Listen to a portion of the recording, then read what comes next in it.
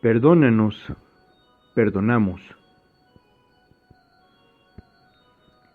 Mateo capítulo 6, versículo 12. Y perdónanos nuestras deudas, como también nosotros perdonamos a nuestros deudores.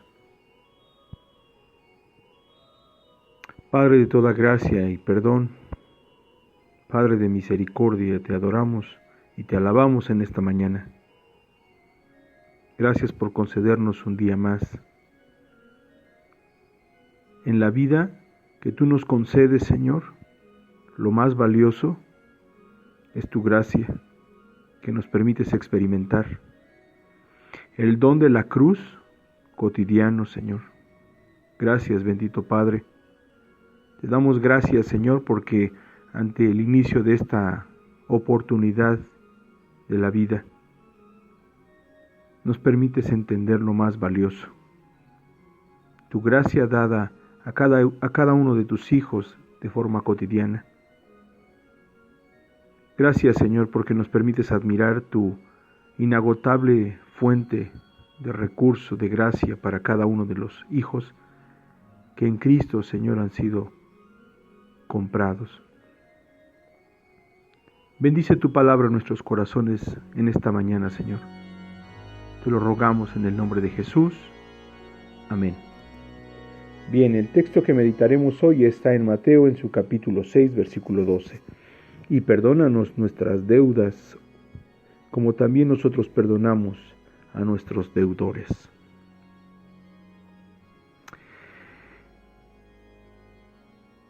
El Señor Jesús nos enseña que la gracia dada de parte de Dios a través de esta petición conducirá al creyente a experimentar que Dios se ha provisto para cada uno de sus hijos una gracia necesaria y además cotidiana. Esta gracia necesaria y cotidiana es una provisión que viene de la cruz de Cristo, de la muerte de nuestro Señor Jesucristo, de la obra en la cruz. En la vida de cada creyente es necesaria esta provisión. Cuando el Señor nos ha perdonado, cuando el Señor ha hecho su obra de regenerar nuestras almas, de conducirnos por la fe en Cristo a los pies de esa cruz preciosa, y en Cristo Jesús, en su obra y en sus virtudes, derrama sobre nuestros corazones su amor y toda esa gracia lograda por Jesucristo para nosotros, hemos de entender que no recibimos toda esa gracia de una sola entrega. Usando el término, quizás el término bancario, ¿verdad? No es la entrega de una sola exposición de ese cheque de la fe, sino que esta fuente inagotable de gracia, obrada de Cristo para cada creyente, es entregada en una exposición generosa, en una exposición cotidiana, en una exposición necesaria, donde Dios es quien administra este bien glorioso de la gracia en Cristo para cada uno de sus hijos, sin faltar. Dice Juan 13:10, Jesucristo dijo esto a Pedro acerca del lavamiento de los pies. Recordarán que el que está lavado no necesita sino lavar sus pies, dando cuenta el Señor Jesucristo que la redención y el perdón de pecados ha sido logrado de una sola vez, en una sola exposición y para siempre por parte de Jesucristo, pero que los creyentes en la misma gracia y en el mismo Señor Jesucristo deben recibir ese recurso de perdón. Es una obra que Dios comenzó en nosotros que no será abandonada. Él es fiel para conducirnos en esa gracia hasta llevarnos a su presencia. La consecuencia de esta gracia es pedir perdón para cancelar nuestras deudas cotidianas. Súplica de gracia. Una súplica de gracia sencilla, como vemos en este precioso pasaje. Una súplica de gracia, pidiendo perdón, puesto que a diario pecamos. Y aquí es donde la parte práctica también toma una gran relevancia, hermanos. Extender nuestro perdón a los demás tiene cuando menos 7 razones en este texto. 7 razones para extender nuestro perdón a los demás. La primera de ellas es que así lo ordena nuestro Dios.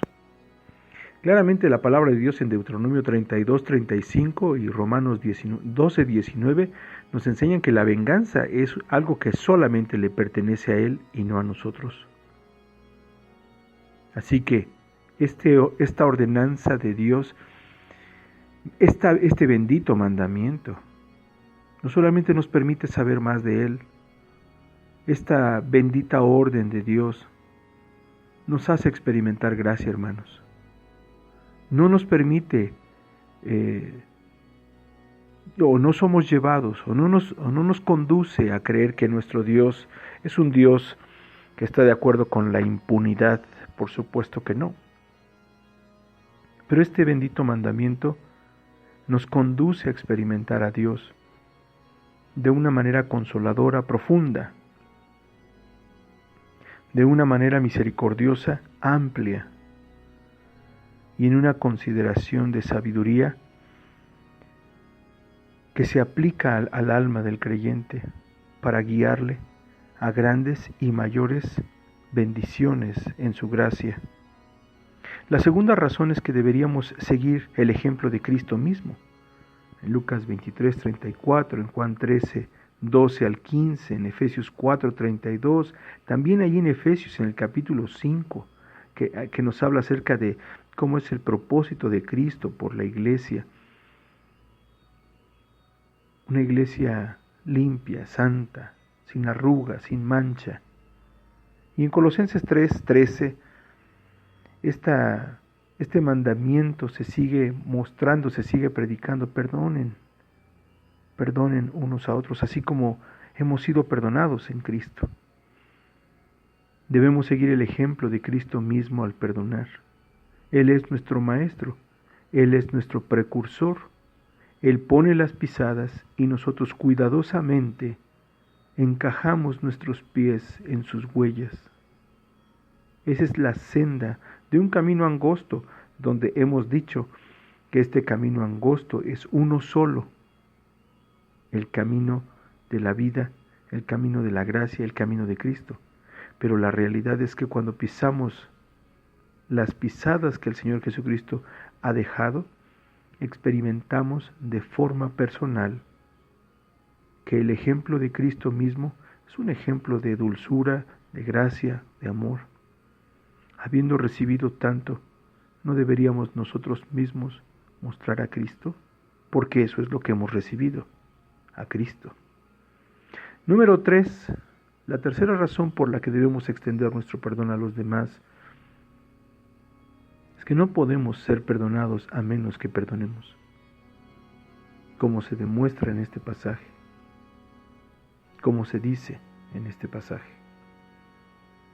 Nosotros debemos perdonar a los demás como una consecuencia de la gracia recibida.